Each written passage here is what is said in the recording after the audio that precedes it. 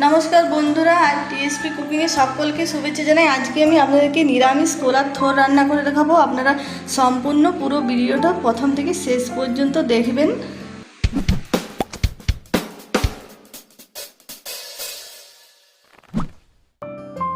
আমি এখানে দেখুন কোলার থোর নিয়েছি, থোরটা এবারে কেটে নেব। অনেকে কোলার মাঞ্জাও বলে থাকে, আরও অনেকে কত কিছু বলে আমি জানি না। আর এবারে এটা কেটে নেব।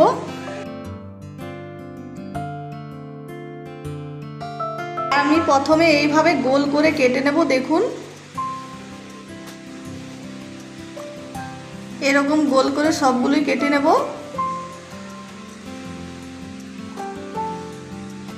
আর আজকে আমি এটা আপনাদেরকে নিরামিষ রান্না করে দেখাবো। আপনারা চাইলে পেঁয়াজ রসুন দিয়েও রান্না করতে পারেন। আর গোল গোল কাটার পরে দেখুন এরকম কুচি করে কেটে নিয়েছি থোরটা। আর এবারে ভালো করে জলে পরিষ্কার করে ধুয়ে নেব আর এটা সেদ্ধ করে নেব।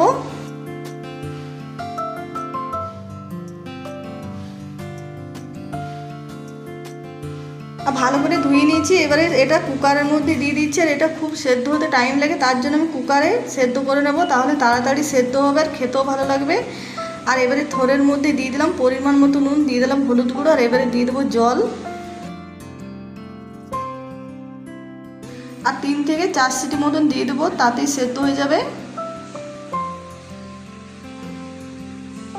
এবারে কুকারের ঢাকনাটা খুলে দেখে নেব সেদ্ধ হয়েছে কিনা।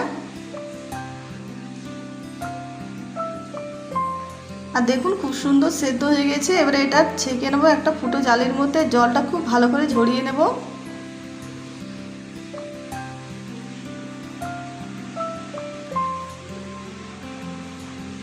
আর ছেঁকে নিয়েছি, এবারে জলটা ভালো করে ঝরিয়ে নেব। আর এখানে মশলা নিয়েছি দেখুন, জিরে, ধনে, আদা, কাঁচা লঙ্কা, গোলমরিচ নিয়েছি, সর্ষে, পোস্ত। এবারে এগুলো সব বেটে নেব।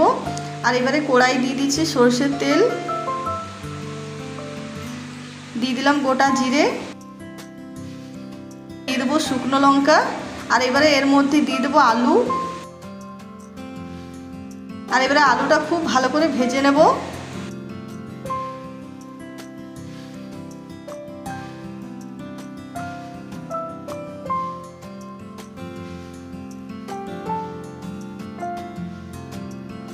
কিছুক্ষণ আলুটা ভাজার পরে এবারে আলুর মধ্যে দিয়ে দিচ্ছি পরিমাণ মতো নুন।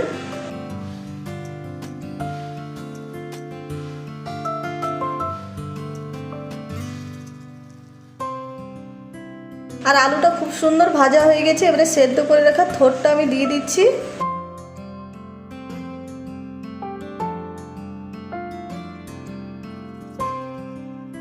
আর এবারে থোরটাও খুব ভালো করে ভেজে নেব আলুর সঙ্গে।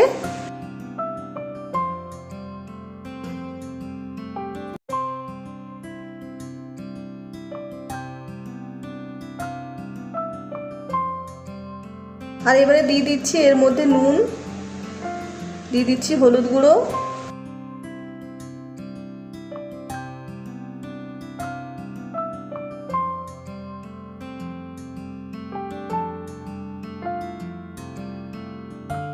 আর এবারে এর মধ্যে দিয়ে দিচ্ছি টমেটো কুচি।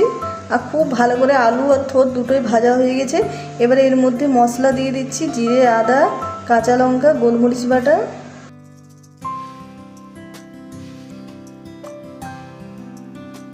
আর খুব ভালো করে কষানো হয়ে গেছে। এবারে এর মধ্যে দিয়ে দিচ্ছি জল। আর জল দিয়ে ভালো করে মিশিয়ে নেব। থোরটাতে সেদ্ধ হয়ে গেছে, আলুটা সেদ্ধ করে নেব, তার জন্য জল দিয়ে দিলাম। আর এবারে ঢাকা দিয়ে দেবো। কিছুক্ষণ পর ঢাকাটা খুলে নেব। আর আলু খুব সুন্দর সেদ্ধ হয়ে গেছে।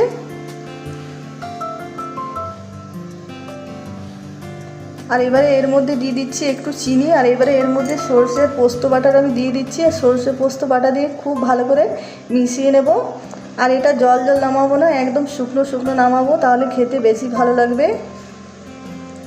তাই নেড়ে চেড়ে জলটা আমি মেরে নিয়েছি, দেখুন খুব সুন্দর। আর এবারে নামানোর আগে সর্ষের তেল দিয়ে দিচ্ছি। আর এবারে নামিয়ে নেব। আর থোরের এই রেসিপিটা নিরামিষ দিনে খেতে দারুণ লাগে, আপনারা এইভাবে বানিয়ে খাবেন। আর আজকের রেসিপিটা পছন্দ হলে প্লিজ লাইক, শেয়ার, কমেন্ট করবেন। আর যারা নতুন দেখছেন তারা অবশ্যই আমার চ্যানেলটা সাবস্ক্রাইব করবেন, পাশে থাকবেন।